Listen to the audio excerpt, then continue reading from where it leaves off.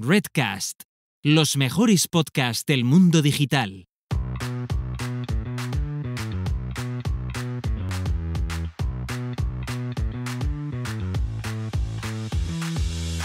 Muy buenas, ¿qué tal? Bienvenido y bienvenida al episodio 51 de SEO desde cero, el podcast con el que cualquier persona puede aprender sobre posicionamiento web, posicionamiento en buscadores, posicionar una web en Google y da igual si ha hecho algo de SEO alguna vez o es completamente nuevo en este mundo. Te habla Alex Serrano de alexserrano.es. Me puedes encontrar en Twitter en @alexserramar.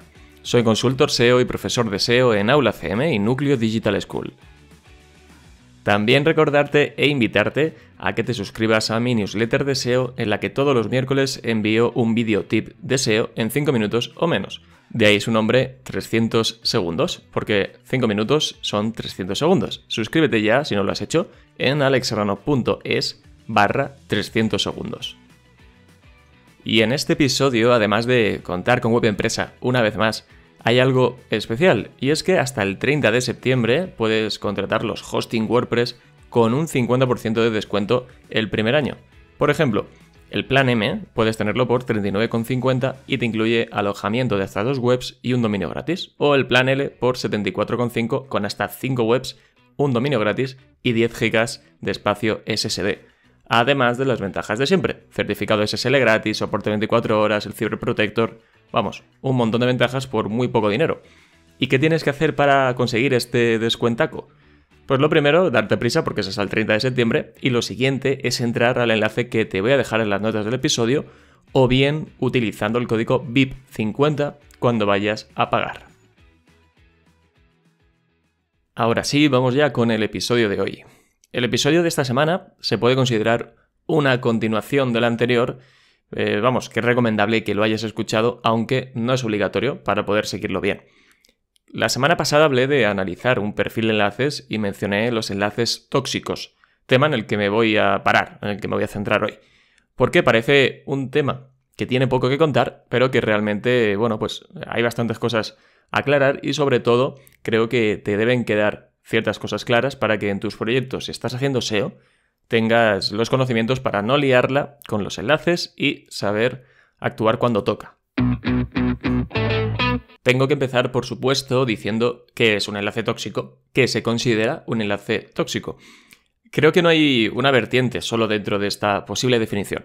Veréis, los enlaces tóxicos en SEO, cuando se hace referencia a ellos, o eso pensado o percibido yo siempre, es que se ha centrado más en señalar a tipos de enlaces muy concretos. Enlaces desde granjas de enlaces, desde webs de contenido comprometido, de webs cuya temática o también idiomas son completamente diferentes al tuyo. Es decir, enlaces que en teoría alguien te ha puesto para afectar a tu SEO, lo que entraría dentro del concepto, lo que conocemos como SEO negativo. Y claro, si lo pensamos, Google al ver esos enlaces puede pensar que has intentado manipular tu perfil de enlaces creando esos backlinks y como se ha dado cuenta, te va a penalizar por ello. Bueno, hablaré más adelante de lo que puede llegar a pensar Google de este tipo de enlaces, porque no queda así la cosa, ¿vale? En unos minutos te lo cuento. Por otro lado, tenemos enlaces que también podrían llegar a ser tóxicos o que más bien podrían comprometer el SEO de tu web. Google entiende que cuando creas enlaces con la intención de manipular el PageRank, el SEO de tu web, estos enlaces forman parte de un esquema de enlaces y esto, si se detecta, pues sí que podría llegar a tener consecuencias negativas en tu SEO.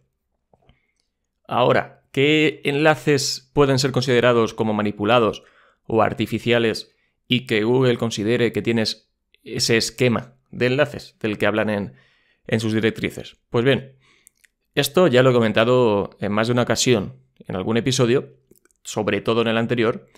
Y bueno, al final, por un lado, tanto la compra como la venta de enlaces es lo que puede generar problema. Y cuando hablamos de compra de enlaces o venta de enlaces, tanto si hay dinero, si hay dinero de por medio, es decir, yo te pago o tú me pagas porque te pongo un enlace, pero también si hay producto de por medio o pago en especie. Oye, pues tú le regalas un producto a alguien para que pruebe tu producto o directamente se lo das para que haga una review, para que hable de él y pone un enlace a tu producto. Esto también entra dentro de esa compra-venta de enlaces. También tenemos el intercambio de enlaces, ese enlazado recíproco, si se hace de forma masiva y muy, bueno, que llame mucho la atención de Google. Aquí también podríamos tener problemas.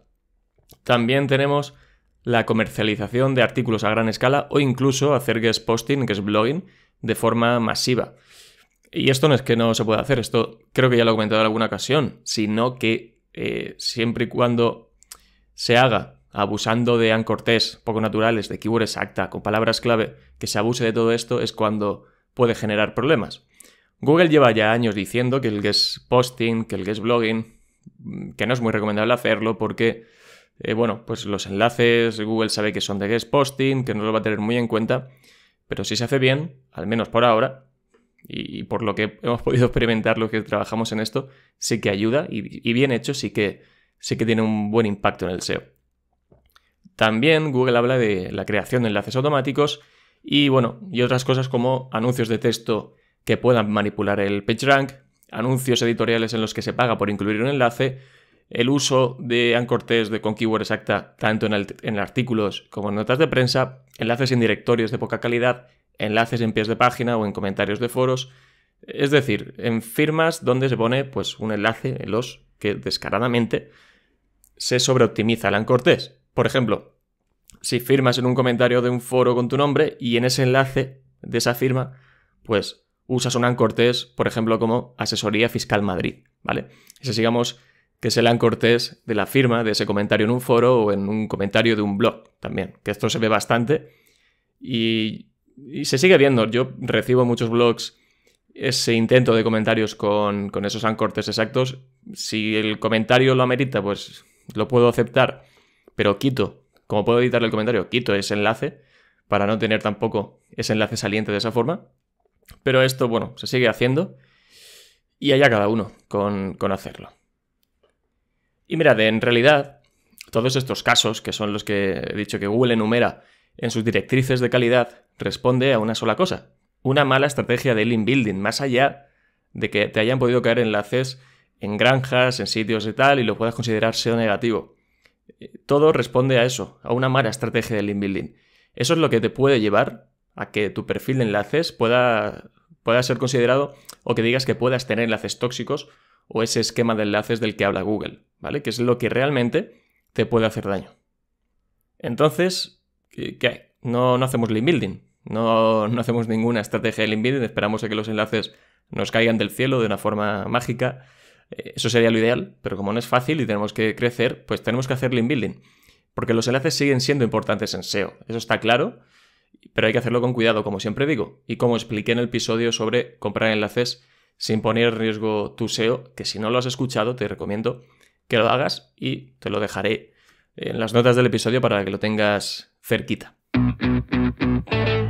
Voy a intentar responder ahora a una cuestión que puede ser que llegados a este punto os estéis haciendo, y si no, pues os la digo igualmente porque es útil. ¿Qué impacto puede tener en el SEO un esquema de enlaces o unos enlaces tóxicos?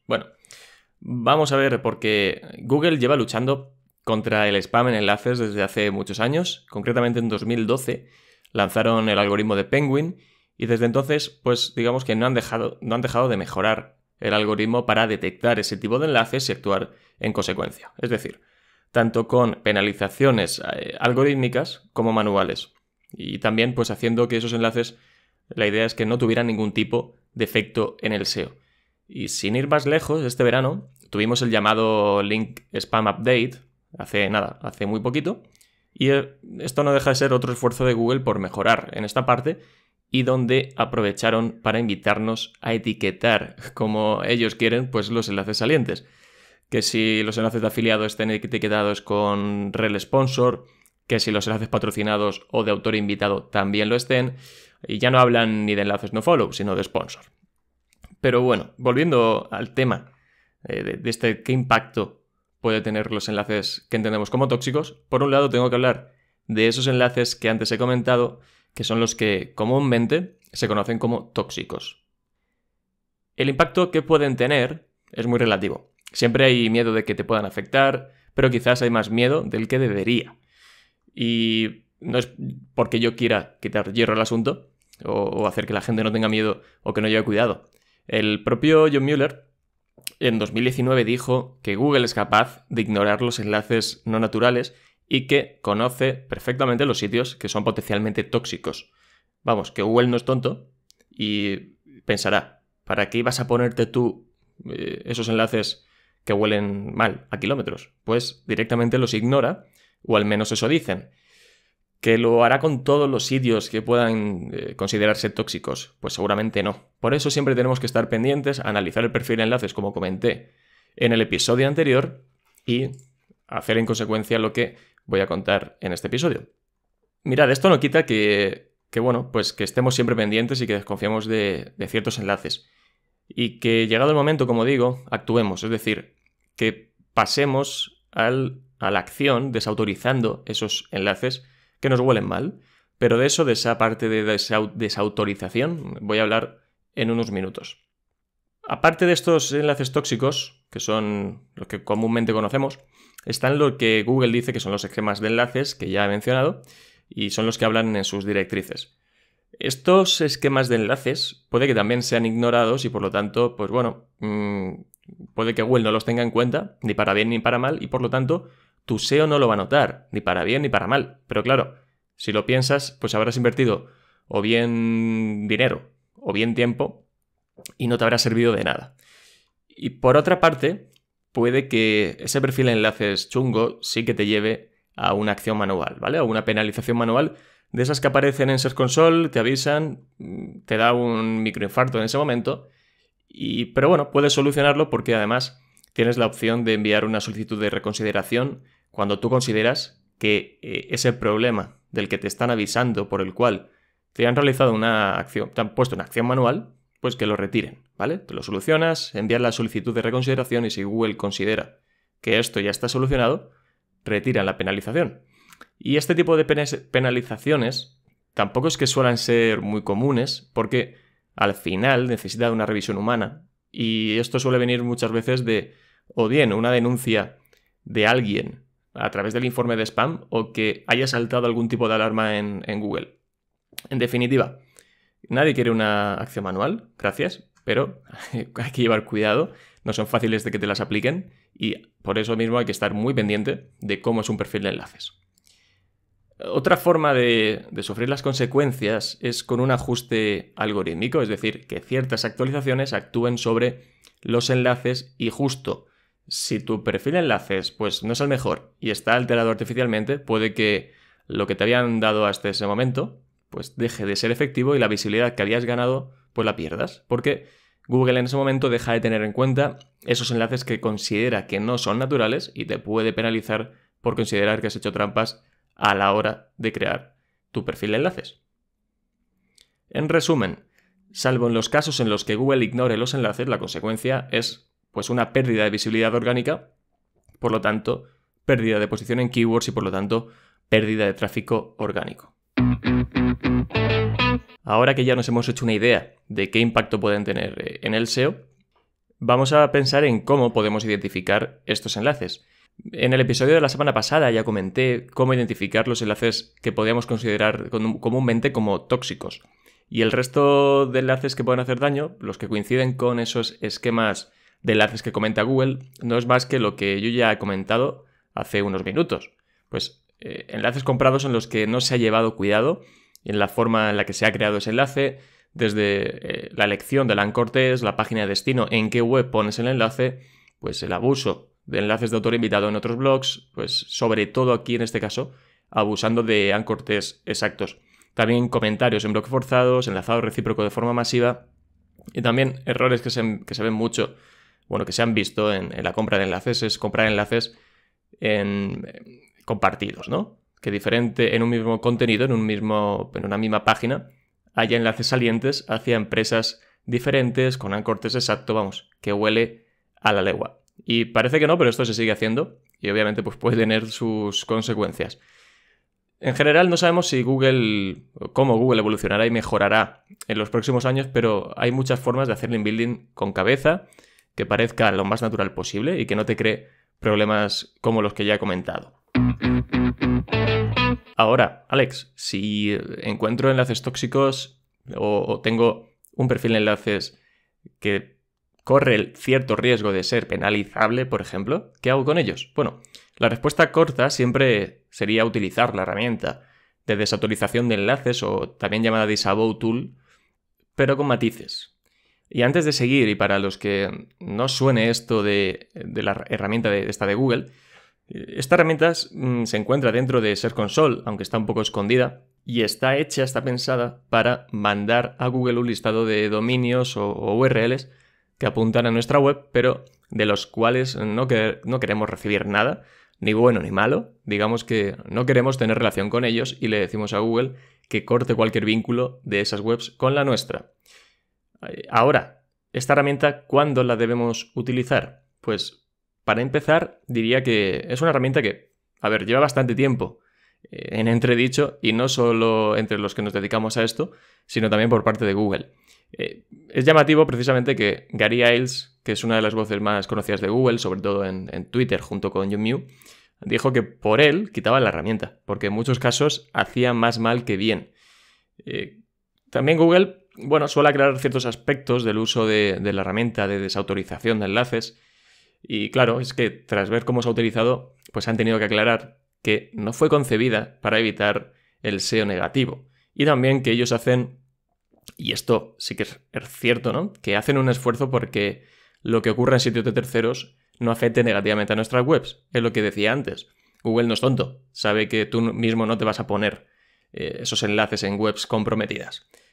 Dicho esto, igual estás pensando, ¿para qué carajo existe la herramienta entonces? Si ni siquiera los propios de Google la recomiendan utilizar. No hay que ser tan extremista. Es una buena pregunta. Mirad, sí que hay casos en los que se puede utilizar. De hecho, yo la he utilizado bastante, aunque tengo que decir que hace unos años la utilizaba mucho más que ahora. Principalmente Google recomienda utilizarla, por un lado, cuando detectes que tienes muchísimos enlaces potencialmente peligrosos o tóxicos, o bien cuando tu perfil de enlaces ha causado una acción manual o sospechas que está a punto de ocurrir.